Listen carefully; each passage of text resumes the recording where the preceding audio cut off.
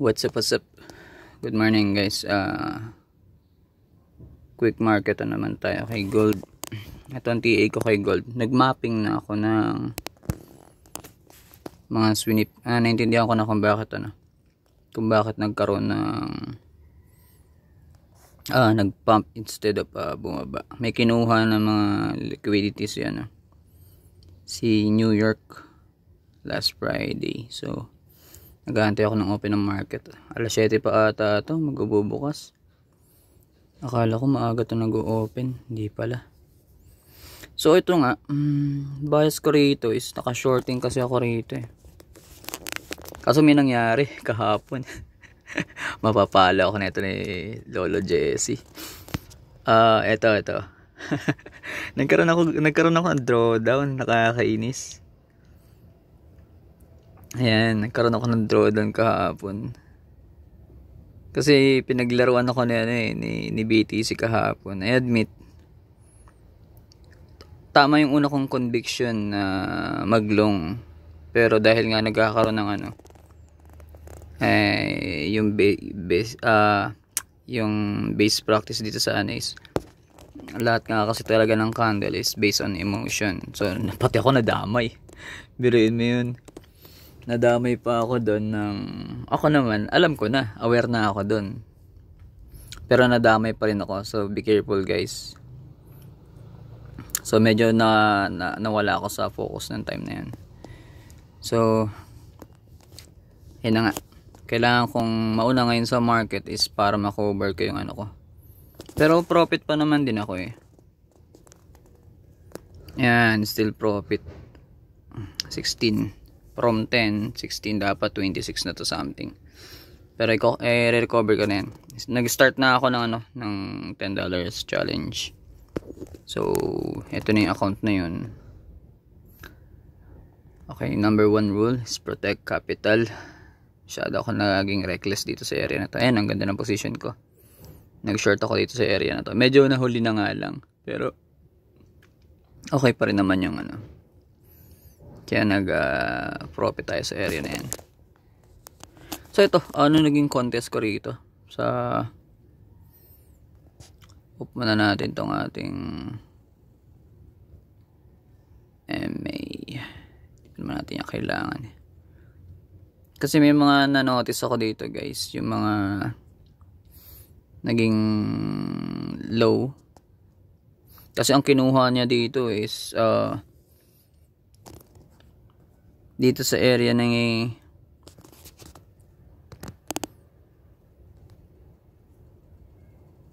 wait lang yan. Dito sa area na to guys, meron kasi dito dito sa around dito ang level na to. Ito sa blue line. Above to ng above to ng Asian high. Ang natitira na lang na Asian high natin at this moment is ito. Ito mga yellow line is Asian session. So ito mga nasa baba, ito yung mga marami pa sa baba na kukunin. So ang contest ko talaga dito ngayon, since Monday, usually Monday kasi guys is bumabagsak talaga ang market. So magmamaterialize yan ngayong araw. Yan ang ko dyan, 90% babagsak ang market ngayong araw. Kasi meron na natitira dito. Hindi ko alam kung kukunin to ngayong araw. Pero dahil nga mas malapit ito, kung titingnan mo naman, kung susukatin natin yan sa FIB,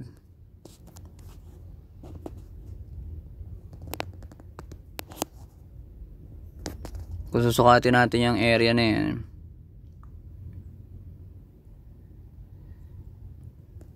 hanggang dito sa low na to, itong Asian low na to, mas malapit.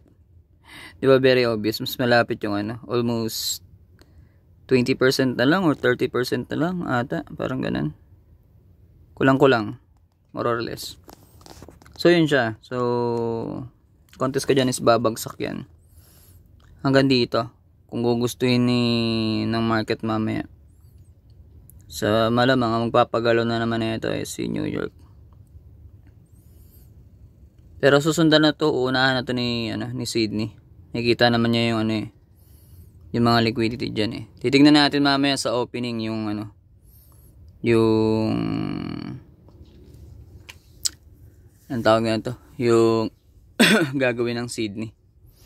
So yun na nga, yung mga blue lines guys, kung makikita nyo, yan yung zone ko ng mga swing point or pivot point level. Yung yellow, yan yung mga liquidity zone up and high ng Tokyo or ng Asian session. So yung horizontal line na yung putol-putol na yan, yan yung saan ba yan? Yan yung aking ABP. Yes, may ABP, okay. Yan, minarkahan ko na. Yan. Ay, may numbers pala ako nilagay din. Ilan ko pala numbers. So, ayun. Naka-macro kasi to, macro. Kung bababa tayo ng 1 day. Akit tayo ng 1 day. Zoom out. Ayun na. Nilagyan ko kasi yung, medyo malilito kayo guys kasi nilagyan ko ng price value. Hindi ko pa to alam basahin, inaaral ko pa rin yung mga numbers na yan, kung anong significant yung numbers na yan sa price niya. Pero tanggalin natin, siya doon nakakaloko. Tanggalin natin yung value. Saan yan? Ay, wait, horizontal pala to. So i-hide ko na muna.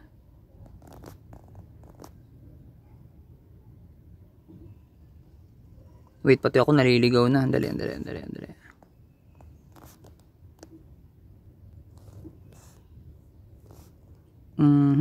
Okay, ito nga yun.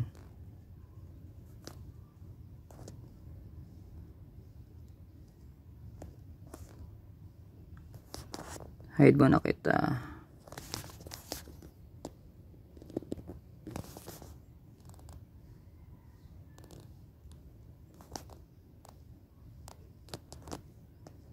Ay, matap.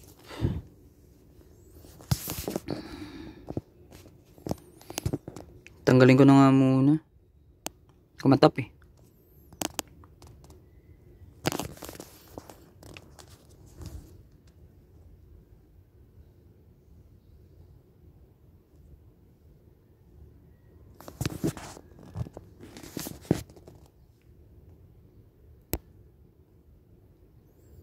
So, ayun. Bakit ako gumagamit ng ganun, guys? Kung tatanungin nyo. Bakit ako gumagamit ng ABP instead of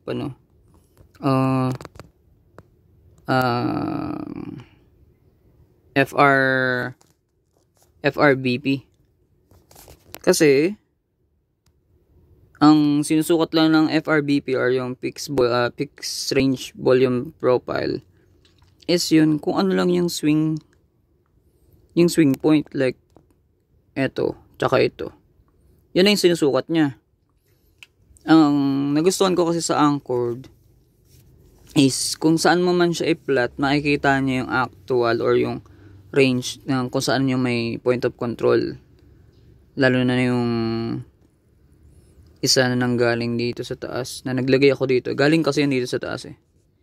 Ito ko yung guys nilagay from the previous side natin bago siya nag-dump. Kasi gusto kong malocate yung exact, yung sakto na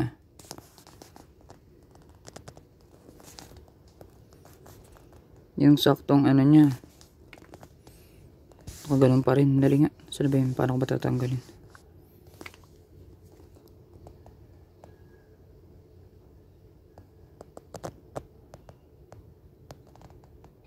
Ayun. Hanap ako ng hanap. Pala eh. Isa natin yan. Yan. So, diba? Sa lapagan ko lang, alam ko na kung nasan yung range ko.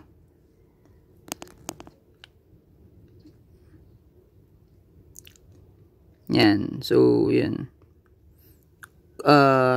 Saka ako nituturo kung paano basahin yung ano yan. Or paano anuhin yung... Usually, nasa advanced to eh. Nasa advanced lesson tong ABP. Kaya nga, meron kaming mentoring. So, yun nga. Para matrack, malocate mo kung saan yung naglalaro yung price or kung saan siya possible na hugutin. Gaya na itong puti na to. Yung puti na yan, yun yung point of control natin or yung POI ng market. Yung green, yun yung area value, green and up and down, yun yung area value na possible basagin ng price action. Paano gamitin si ABP? Usually pag nire-reject niya yung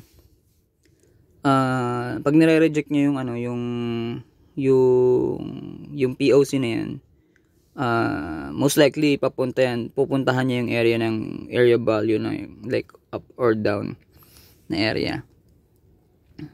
Then pag nag-bounce dun sa area value na yan, sa low or high na value, is minamagnet lang din siya na itong POC natin. So, ganun siya. Nagpi-play out yung yung ABP. Pag binasag naman ng low na yan, magkikreate siya ng panibagong price action discovery level. So, lalayo na siya dito. Mas maiba na yung hatak nun. Doon na papasok yung mga manipulators, yung market makers. So, yun siya. Madali lang gamitin to guys. Kung ito lang, sobrang dali na itong gamitin. Pag naintindihan nyo lang kung paano.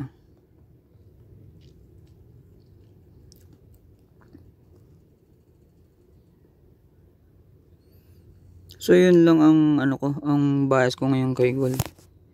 Tanggalin ko muna to. Medyo masakit sa mata ng mga nubis. Kasi hindi pala naiintindihan yan. So, yun yung akin. Ang inaantay ko na lang is basagin tong mga area na to sa baba. Yung mga liquidity sa baba. Yung mga liquidity guys yung mga liquidity na yun yung nasa ilalim. Nasa ilalim na itong yellow na to. Nasa ilalim na ito. Yan. Ang mga ilalim yan is pera. Kaya nga dinudukot ng ng market makers yung mga ibabaw at ilalim. Dahil dyan nakalagay yung mga pera. Dyan nakalagay yung mga pending orders na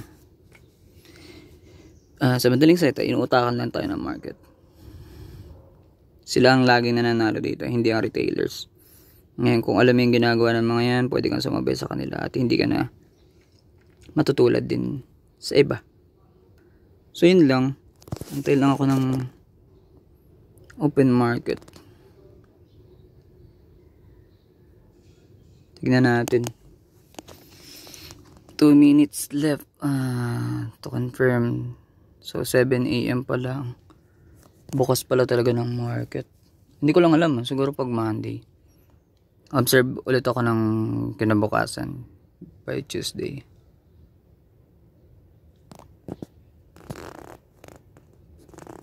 Ba't ako labas?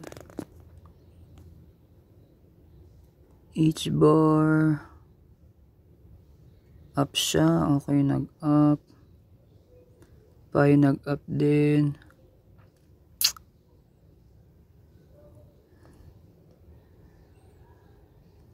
Nag-up, XA.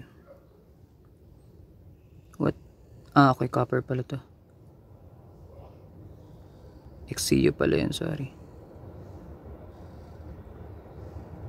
SHIB. O ba, mukhang masarap bilhin si Shiba ngayon Ang baba. Lalo na si Dodge. Laki ng binagsak ni Dodge. XLM.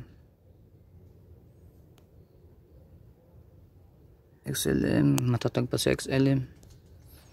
Kapatid ni XRP.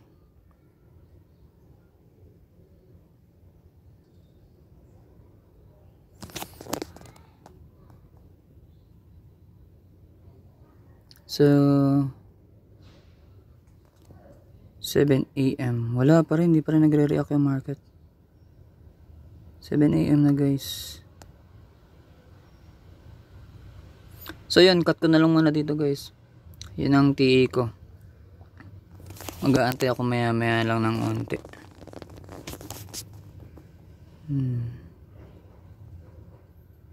Kung anong mangyayari sa galawan nito. Sakto pala yung open niya dito sa Tokyo with Asian session.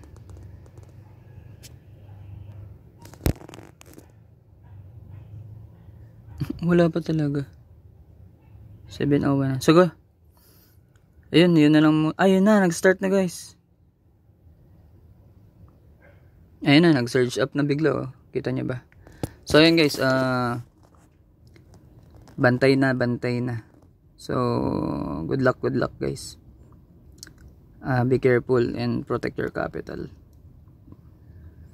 Peace out, buddy.